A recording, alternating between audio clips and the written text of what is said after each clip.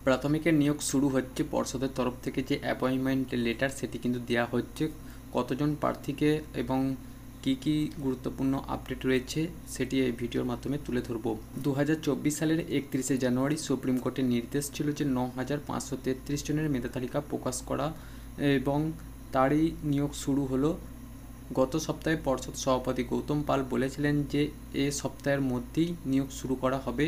সেই মতো কিন্তু 3 ফেব্রুয়ারি সেই নির্দেশ কিন্তু ডিপিএসগুলির কাছে কিন্তু পৌঁছে গিয়েছে, অর্থাৎ 4 দিনের মাথায় নির্দেশিকা পৌঁছে গিয়েছে। প্রাথমিকের নিয়োগ প্রক্রিয়া শুরু করল পর্ষদ। জেলা ভিত্তিক প্রাথমিক শিক্ষা সংসদকে নিয়োগপত্র দেওয়ার নির্দেশ দেওয়া হয়েছে। ইতিমধ্যে সেই সংক্রান্ত চিঠিও পাঠানোর কাজ শুরু হয়ে গেছে পর্ষদের তরফ থেকে। 9,533 জনকে জেলাভিত্তিক নিয়োগপত্র দেওয়া হবে ধাপে ধাপে, সেইগুলো কিন্তু পৌঁছে যাবে।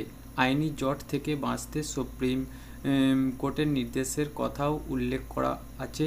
ডিপিএসগুলিতে সেই মর্মে নিয়োগপত্র ইস্যু করার নির্দেশ দেওয়া হয়েছে পর্ষদের তরফ থেকে।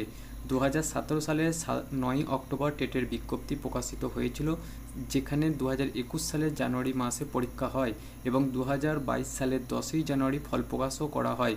11,765 শূন্যপদের জন্য বিজ্ঞপ্তি প্রকাশ করা হলে 2022 সালের 21শে অক্টোবর সেই বছরই কিন্তু 27শে ডিসেম্বরে শুরু হয়ে যায় ইন্টারভিউ প্রক্রিয়া। তবে কিন্তু নিয়োগ প্যানেল আইনি জটিলতার কারণে কিন্তু আটকে থাকে, তাই সুপ্রিম কোর্ট অবধি সেই কেসটি গড়ায় এবং 2024 সালের 31শে জানুয়ারি সুপ্রিম কোর্টের নির্দেশে 9,533 জনের মেধা তালিকা প্রকাশ করা হয়।